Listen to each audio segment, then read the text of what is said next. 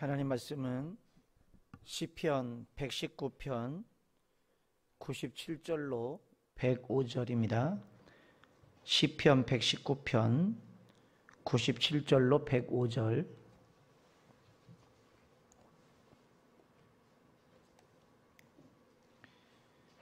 내가 주의 법을 어찌 그리 사랑하는지요. 내가 그것을 종일 작은 소리로 읊조리나이다. 주의 계명들이 항상 나와 함께 하심으로 그것들이 나를 원수보다 지혜롭게 하나이다. 내가 주의 증거들을 늘 읊조림으로 나의 명철함이 나의 모든 스승보다 나으며 주의 법도들을 지킴으로 나의 명철함이 노인보다 나으니이다. 내가 주의 말씀을 지키려고 발을 금하여 모든 악한 길로 가지 아니하였사오며 주께서 나를 가르치셨으므로 내가 주의 규례들에서 떠나지 아니하였나이다. 주의 말씀의 맛이 내게 어찌 그리 단지요. 내 입의 꿀보다 더 다니이다. 주의 법도들을 말미암아 내가 명철하게 되었으므로 모든 거짓 행위를 미워하나이다. 주의 말씀은 내 발의 등이요 내 길의 빛이니이다. 아멘.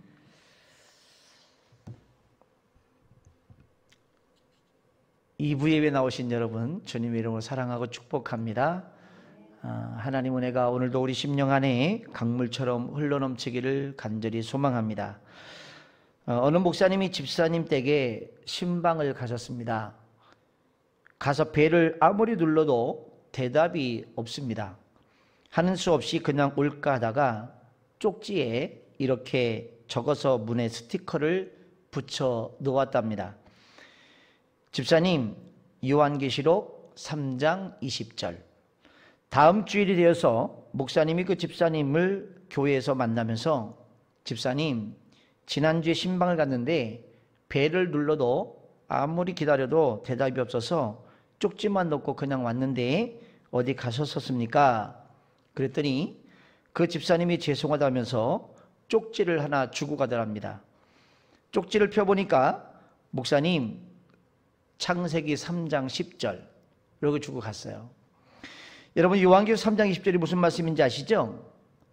한번 보실까요? 볼지어다 내가 문 밖에 서서 두드리노니 누구든지 내 음성을 듣고 문을 열면 그에게 들어가 그로 더불어 먹고 그는 나로 더불어 먹으리라 라는 말씀이죠. 근데 창세기 3장 10절은 뭘까요? 내가 동산에서 하나님의 소리를 듣고 내가 벗었으므로 두려워하여 숨었나이다. 무슨 말이냐면 목사님의 신방 가서 내 음성을 듣고 문을 열어라 하는 것이었고, 집사님은 내가 목사님의 소리를 들었으나 샤워를 하나 옷을 벗었으니 내가 나가지 못했습니다. 그렇게 주고받은 대화라는 겁니다. 이런 이야기를 들으면서 한쪽으로는 참 은혜로운 교회 참 좋다 이런 생각을 했습니다. 왜냐하면 목사와 교인들이 하나님의 말씀이 충만해서 성경 구절을 가지고 주고받는 대화할 수 있다면 얼마나 좋을까요? 우리도 이와 같이 말씀을 가지고 주고받는다면 하나님께서 우리를 통해서 믿음으로 역사하리라고 생각이 됩니다. 저와 여러분은 모두 말씀이 충만해져서 하나님의 말씀이 살아있는 것을 체험하며 살아가시기를 주님의 이름으로 축복합니다. 그럼 어떻게 해야 이렇게 될 수 있을까요? 그것은 성경을 가까이 하는 것입니다. 성경을 꾸준히 읽는 것입니다. 성경의 맛을 느껴보는 것입니다. 성경을 마음에 가득 채우는 것이죠. 생각해 보십시오. 성경을 가까이 하면서 꾸준히 읽으면 맛도 느껴지고 그 다음에 그 성경이 마음에 가득 채워진다. 그래서 우리 가슴이 뭔가 꽉 차는 듯한 어떤 그런 것들을 느끼실 거예요. 내비게이터라고 하는 여러분 선교단체를 아시죠? 다운스 트로트맨이라는 사람이 이제 그 설립자인데 이분이 예수를 믿은 후에 보니까 하나님의 말씀을 마음속에 담아야 되겠다라는 생각이 들었답니다. 그래서 열심히 읽으면서 암송하기를 시작했습니다. 이분의 직업이 통나무를 운송하는 트럭 운전사였거든요. 그 일을 하면서 시간만 나기만 하면 성경을 읽고 또 운전하면서도 성경 구절을 암송했다는 것입니다. 그렇게 하다 보니까 성경이 아주 재밌어지는 거예요. 말씀의 맛을 느끼기 시작하는 거예요. 이렇게 되니까 성경을 자꾸만 읽고 싶고 또 외우는 것이 하나 둘 점점 암송 절수가 늘어나니까 또 재밌는 거예요. 그래서 성경을 자꾸 암송하기 시작했죠. 이번에 예수님을 믿은 지 3년 후에 1000구절의 성경 구절을 암송했다는 겁니다. 별로 안 놀라시네. 여러분들은 한 2000절씩 외우시니까 에이 1000절 정도야 뭐 그러시는 건가요? 여러분 1000절이면 굉장히 많은 거예요. 굉장히. 그래서 제가 신학교 때 그 100개, 200개 성경 구절을 암송하려고 버스 안에서 또는 지하철 안에서 늘 암송절을 갖고 다니면서 외웠어요. 그 외웠던 게 지금도 기억되는 거예요. 그러니까 한번 이렇게 암송해 놓으면 굉장히 도움이 되죠. 사실 성경을 꾸준히 읽으면서 맛을 느낀다는 것, 이 생각처럼 쉬운 것은 아닙니다. 여러분 중에도 이미 경험을 해보셨겠죠. 성경이 처음부터 만나고 너무너무 재밌다, 어쩌면 이렇게 좋은 말씀들이 있었나, 그런 게 느껴지는 것은 아닐 겁니다. 맛은 두 번째 치고 성경 읽으면 어떤 현상이 일어나요? 졸려요. 졸려. 그래서 어떤 사람은 아예 잠이 안 오면 성경을 읽는데요. 성경을 읽으면 잠이 오니까 성경이 수면제 역할을 하는 거예요. 처음에는 성경이 맛이 없는 것은 당연합니다. 그러나 성경을 자꾸 읽게 되면 맛을 알게 되고 그리고 나중에는 맛을 느끼게 되고 성경을 통해서 우리의 삶이 변화되는 상황까지도 가는 것입니다. 여러분, 우리가 알아야 할 것은 맛이라고 하는 것은요, 처음부터 있는 것이 아니라는 사실입니다. 자꾸만 먹어서 자기 입맛에 맞추다 보면 맛있게 되어 있는 것입니다. 여러분, 우리가 어느 데 가가지고 음식을 먹었을 때 그냥 그러네. 그런데 그 가족들은 굉장히 맛있다 그러죠. 왜 그럴까요? 엄마가 어렸을 때 해줬던 그 입맛이 배어 있기 때문에 그 맛이 가장 좋은 거예요. 그런 것처럼 우리가 자꾸 말씀을 먹다 보면, 말씀을 읽고 묵상하다 보면 그 맛을 느끼기를 시작합니다. 태어날 때부터 입맛을 가지고 나옵니까? 그렇지 않습니다. 어머니가 키워가면서 입맛을 넣어주는 것입니다. 그래서 아이들이 크면 누가 해주는 것을 제일 잘 먹냐면 엄마가 해주는 그 음식이 제일 맛있다는 거예요. 이게 이제 심한 친구들은 장가 가서도 어머니가 해주는 것처럼 해달라고 그 부인한테 쫄라대지 않습니까? 당신이 하는 거는 별로 맛이 없어. 우리 엄마가 해주는 게 제일 맛있어. 그러면 이제 조금 이 사이가 좋을 때는 괜찮은데 조금 관계가 나빠지면 이제 싸움거리가 돼버립니다. 이게 심한 친구들이 이제 그렇게 하는 거예요. 자기 아내가 해주는 것은 맛이 없다는 거예요. 굉장히 눈치 없는 친구들이죠. 성경이 처음부터 맛있는 사람이 어디 있습니까? 성경을 처음 읽는 사람은 성경처럼 맛이 없는 책도 없다고 느낄 수도 있습니다. 맞는 말씀입니다. 보십시오. 신약 성경을 읽어봐야지 하고 마태복음을 펴보면 왜 낳는 얘기만 나오는지 여기서부터 졸리기 시작합니다. 창세기를 읽어야지 하고 몇 장을 읽어보면 누구는 몇 살에, 누구는 낳고, 여기도 또 낳는 거예요. 몇 살을 살다가 또 죽는 얘기야. 향유를 하다가 몇 살을 죽고 그렇게 오래 살았는지 무드셀라는 969살까지 살았다. 거짓말 같은 이야기가 막 나옵니다. 또 그뿐입니까? 이제 출애굽기까지는 그래도 괜찮죠. 레위기로 넘어가면 이제는 웬 제사제도가 이렇게 복잡한지, 용어 자체가 딱딱하고 굉장히 매력적이지 않습니다. 뭔가 쉽게 다가오지 않습니다. 그러니까 머리가 혼란스러워요. 번제가 뭔지, 화제가 뭔지, 속죄제가 뭔지, 속건제가 뭔지 계속 제사의 이야기예요. 그러니까 재미가 없죠. 민수기를 봐요. 거기는 또 사람 세는 수만 자꾸 나와. 어느 지파가 몇 명이더라, 또 어느 지파가 몇 명, 12지파에 계속 사람 쉬는 거예요. 이러니 성경이 재미없을 수밖에, 맛이 없다고 생각하는 것은 당연한 것입니다. 시편 보십시오, 여러분. 시편은 119편을 빼면 나머지 장은요 비교적 이제 짧아요. 그래서 짧은 편이죠. 그래서 7절이 가장 많은 그런 경우가 많지 않습니까?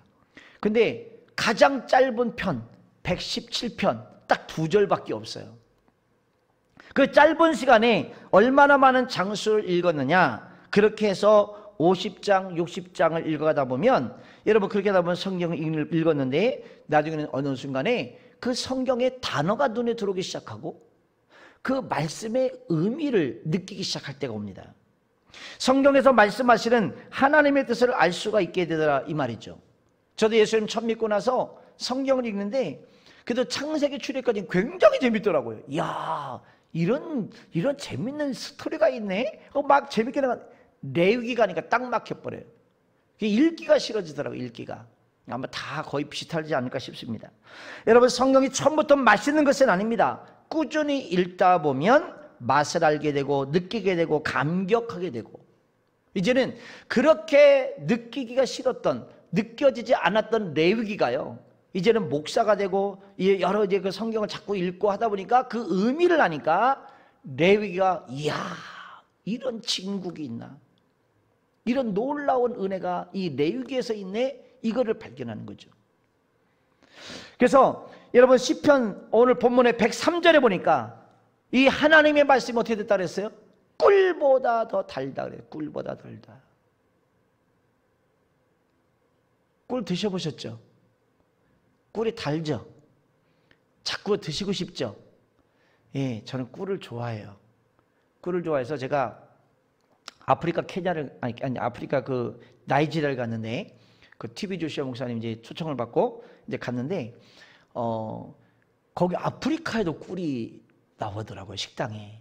그래서 제가 꿀을 한번 먹어보니까, 이야, 제가 꿀을 먹어봐서 이 꿀이 얼마나 좋은 꿀인가는 제가 먹어보면 느껴요. 정말 좋은 꿀인 거예요. 아프리카 꿀이 너무 맛있어가지고 제가 커피에다가 꿀을 타서 먹기 시작했죠. 여러분은 이해를 잘 못하실 거예요. 어떻게 커피에다가 꿀을 타서 먹을까? 저는 러시아를 가든 어딜 가든 항상 그렇습니다. 꿀을 타서 먹습니다. 설탕보다는 훨씬 더 좋은 거니까, 먹고 나면 몸이 건강해지는 거니까. 그래서 제가 꿀을 많이 먹어서 그런지 전에는 굉장히 제가 몸이 찼어요. 차서 겨울에 추위를 굉장히 많이 탔던 사람인데, 이제는 추위를 많이 안 타고 제 몸이 되게 이게 뜨거운 체질이 됐어요. 그래서 뜨거운 남자예요, 제가. 뜨거운 남자. 몸이 뜨거워요. 내가 봐도 손을 이렇게 딱 다른 사람 잡아보면 다른 사람의 살결이 차다라는 게 느껴질 정도로 제 손이 뜨거워요.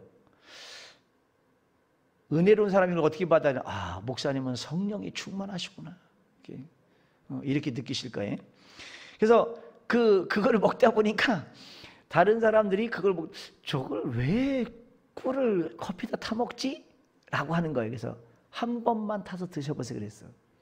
그랬더니 그 다음부터는 꿀이 난리가 났어요.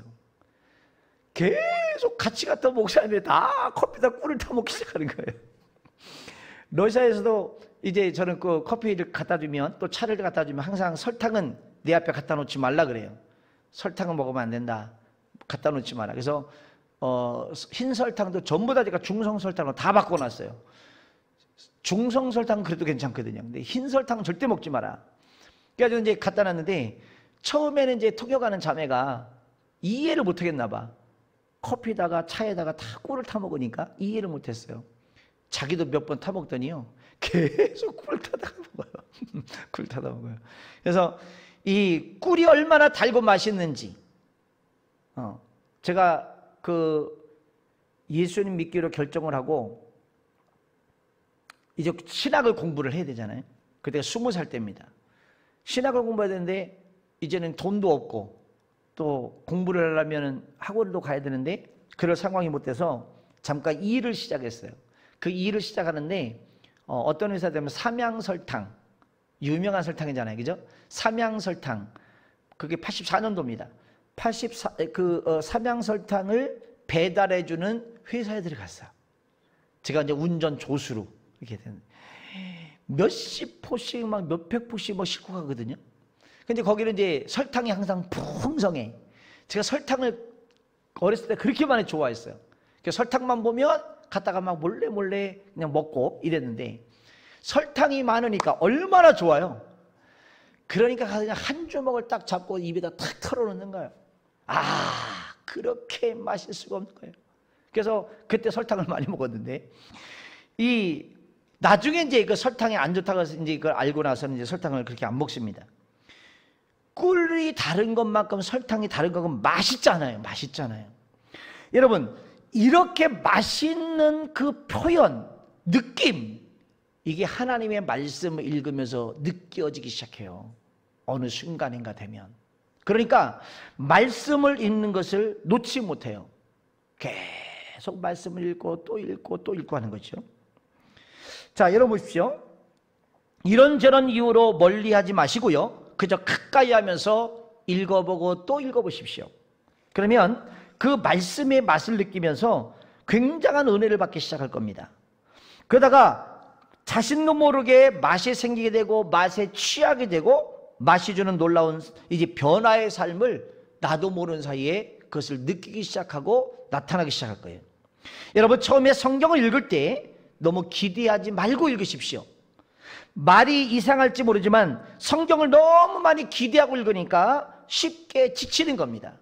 성경을 처음에 뭔가 읽으면 굉장한 것을 처음부터 얻을 것처럼 생각하니까 얻지 못하니까 실망이 되고 재미가 없는 것이죠.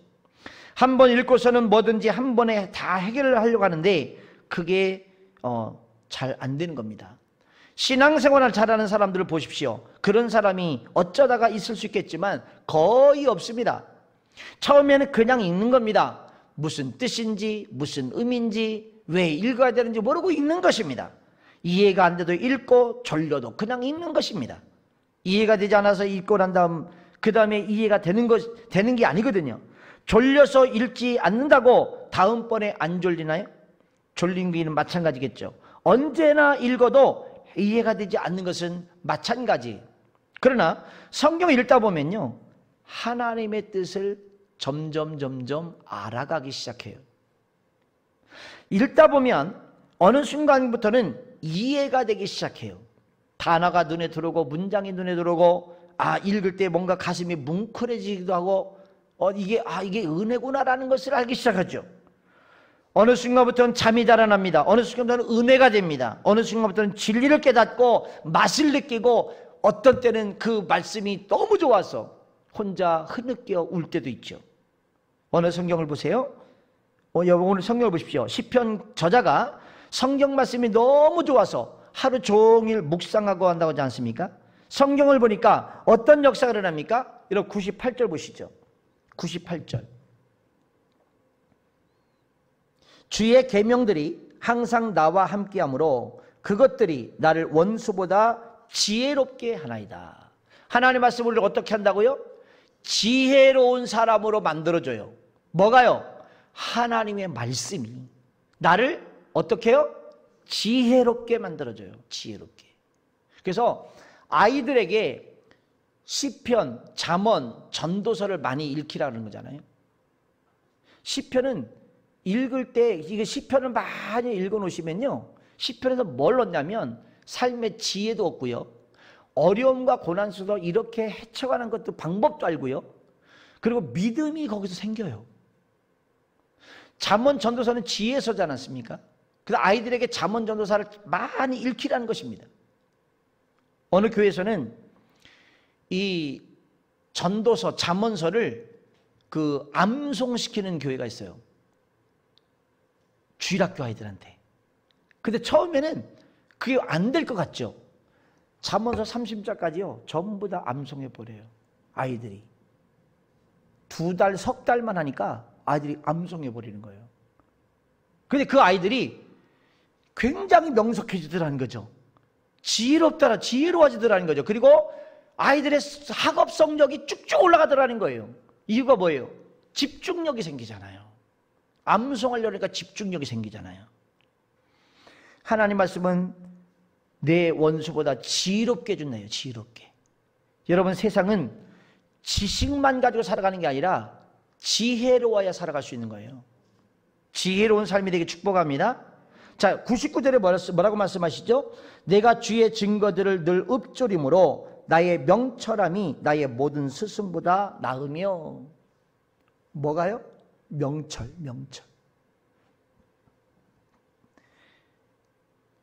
하나님이 주시는 그 명석함이 필요해요. 명석함.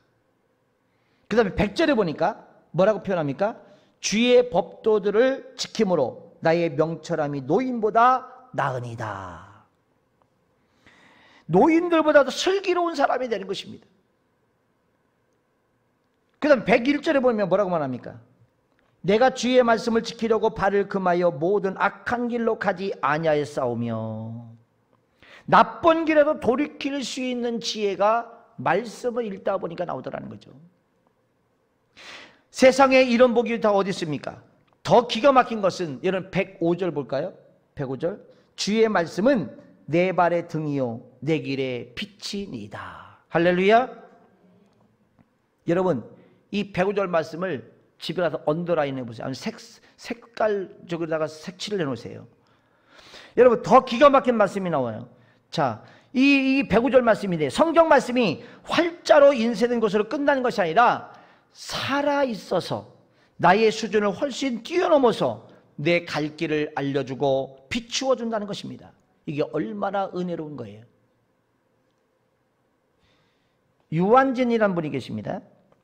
시인이면서 서울대학교 교수였죠. 자, 질환지교를 꿈꾸며 라는 유명한 시를 쓰신 분입니다.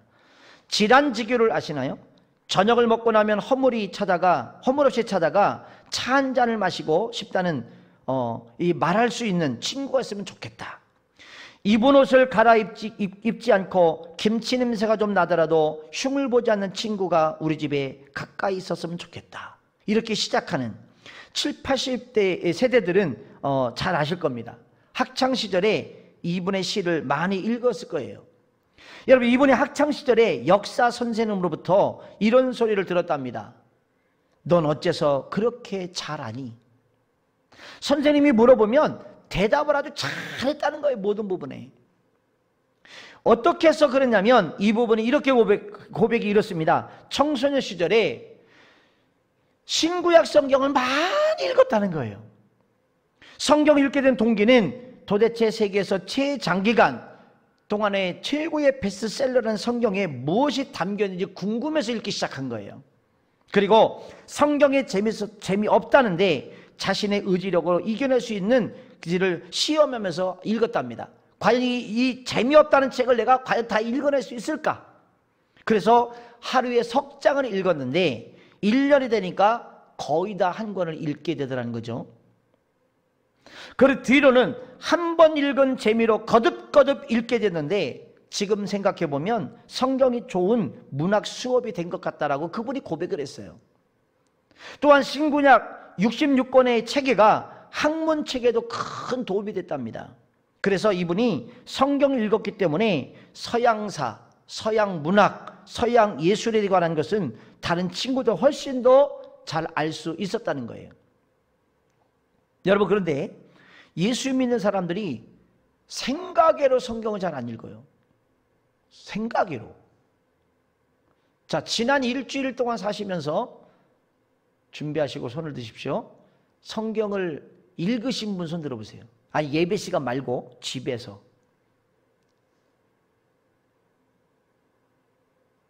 네, 뭐요? 절반도 안 되네. 절반도 안 돼요. 봐보세요. 제가 말하는 게 맞죠? 성경을 예상외로 안 읽습니다. 예상외로. 상상외로 성경을 안 읽습니다. 교회에 올 때 가지고 오는 것으로 아는 분들이 허다고요. 성경을 한낱 액세서리로 취급해버리는 경우가 많아요. 어떤 사람들은 교회 와서 성경을 찾아요. 자기 성경 어디 있냐고. 그 성경을 왜 자기가 어디다 놓고 온지도 모르고 찾아요. 이러니 성경 말씀에 맛을 알 수가 있을까요? 어느 목사님이 이사온 성도 가정에 신방을 갔답니다. 목사님이 신방을 갔는데 이 받는 가정에서 이제 이렇게 목사님 질문했어요. 자매님, 예수를 믿은 지 얼마나 되셨습니까? 예, 5년이 되었습니다. 어디에서 신앙생활 하셨나요? 예, 어느 교회에서 신앙생활 했습니다. 그러면 성경을 얼마나 읽으셨습니까? 그랬더니 그 자매가 잘난 척하는 자매였던 것 같아요. 목사님, 저는 성경을 읽지 않으면 밥맛이 없습니다. 그런 거예요. 저는 성경을 안 읽으면 밥맛이 없어서 안 됩니다. 그게 목사님 생각에는 예수님 잘 믿는 자매가 우리 교회에 왔구나, 참 마음에 기뻤고 흡족했던 거죠. 근데 이 자매가 이쯤하고 이제 차를 마셨으면 좋았을 텐데 자랑하고 싶어서 아이에게 이렇게 얘기를 했어요. 얘야, 엄마가 매일 읽는 책 좀 갖다 주렴. 그랬더니 아이가 여성 잡지를 가지고 왔어요. 아이의 눈에는 성경을 보는 그것이 비춰진 게 아니라 늘 뭘 본 거예요? 여성 잡지를 봤으니까 그 여성 잡지를 가져오더라는 거죠. 이게 무슨 망신입니까? 여러분, 성경을 날마다 가까이 하시기를 축복합니다. 할렐루야. 제가 곧 시동을 걸 겁니다. 성경 읽는 것에 대한 시동을 걸 거예요. 따라오셔야 됩니다, 여러분. 왜? 성경을 읽어야 내 영이 살아요. 하나님과 교제를 깊이 할 수 있어요. 할렐루야. 예, 성경을 이제 부지런히 읽기 시작해야 됩니다.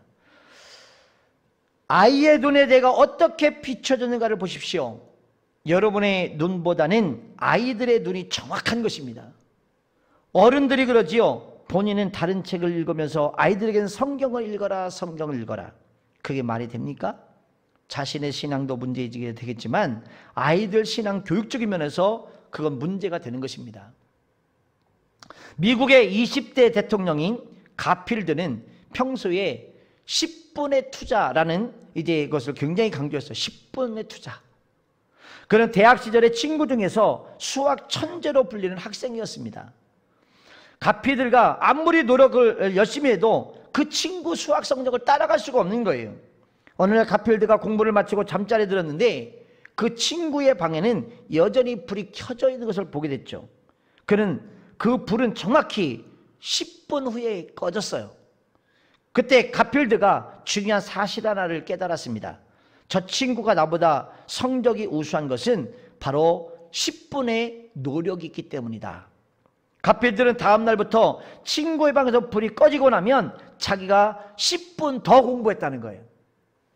그렇게 현재 6개월이 지났는데 수학에서 1등을 차지했다는 것입니다. 가필드는 그때를 떠올리면서 이렇게 충고합니다. 모든 성공의 열쇠는 10분을 어떻게 사용하느냐에 달려있다. 성공한 사람은 남들보다 10분을 더 노력한 사람들이다. 여러분, 남들만큼 노력해서는 남들만큼 될 수밖에 없고요. 그렇죠? 남들보다 10분이라도 더 노력을 해야 남들 이상이 될 수가 있는 겁니다. 여러분, 10분의 노력이 사람의 운명을 바꿔놓을 수도 있는 것입니다. 매일같이 성경에다가 10분을 투자하시기 바랍니다. 그보다 많이 보시는 분들도 있으시겠지만 성경에 익숙하지 않으신 분들은 10분만 투자하세요. 10분. 한 석 장 정도 읽으려면 10분이면 됩니다. 10분만 투자하세요. 하나님께서 성경을 통해서 여러분에게 말씀하실 겁니다. 성경을 통해서 여러분의 삶을 분명히 달라지게 할 것입니다. 아멘. 제가 오늘 이상한 현상이 하나가 있어요. 오전 예배, 오후 예배 이상하게 아멘을 잘 안 하세요. 마스크 쓰고 계셔서 그런가. 여러분, 미국 러시모어라는 유명한 산이 있습니다. 가장 존경할 만한 미국의 대통령 4명의 얼굴을 새겨놓은, 조각해 놓은 곳이었죠. 자, 거기에는 대통령들은 다 훌륭한 사람들입니다. 제일 첫 번째 사람이 누구냐면 조지 워싱턴, 제1대 대통령이었죠. 그분은 성경이 아니면 세계를 다스릴 수 없다라고 말한 사람이에요. 그분은 성경을 열심히 읽는 대통령으로 유명했습니다. 두 번째 대통령 토마스 제퍼슨, 그분은 미국의 독립선언을 기초한 사람입니다. 그는 미 합중국은 성경을 반석으로 삼고 있는 나라다라고 말을 했습니다. 세 번째 대통령은, 인물로는 에브라임 링컨입니다. 그는 성경을 열심히 읽었습니다. 그는 성경은 하나님께 주신 가장 아름다운 선물이라고 표현했습니다. 미국을 경제 대공황에서 이제 구원한 그 다음에 루즈벨트 대통령 네 번째, 어떤 방법으로든지 자기의 인생을 참되게 살기 원하는 사람은 성경을 읽어라 라고 그랬어요. 성경을 읽는 사람만이 그 분야의 전문가가 되고 성공자가 될 수 있다는 것이죠. 그래서 미국의 대통령들이 대통령이 될 때 취임을 하잖아요. 취임할 때 반드시 성경 위에다 손을 얹고 선서를 합니다. 그때 선서를 하는데 여러분 성경이 어딘지 아세요? 거기 성경 구절을 어디다 펴놓고 하시는지 아세요? 역대하 7장 14절을 펴놓고 합니다. 한번 보실까요? 제가 오늘 열왕기상과 역대하 7장을 연기하면서 이제 설교를 시작했지 않습니까? 굉장히 중요한 말씀이에요. 한번 보시죠. 자, 여기 앞에서 같이 읽으실게요. 시작. 내 이름으로 일컫는 내 백성이 그들의 악한 길에서 떠나 스스로 낮추고 기도하여 내 얼굴을 찾으면 내가 하늘에서 듣고 그들의 죄를 사하고 그들의 땅을 고칠지라. 할렐루야. 미국 대통령 취임식 때 반드시 이 성경 구절을 읽고 그리고 그 위에 말씀을 얻고 손을 얹고 선서를 합니다. 자기의 통치 원리가 이 성경 말씀에 담겨져 있다는 고백입니다. 우리가 회개하고 하나님께 돌아가면 하나님께 이 민족을 치료하시는 내용을 담고 있지 않습니까?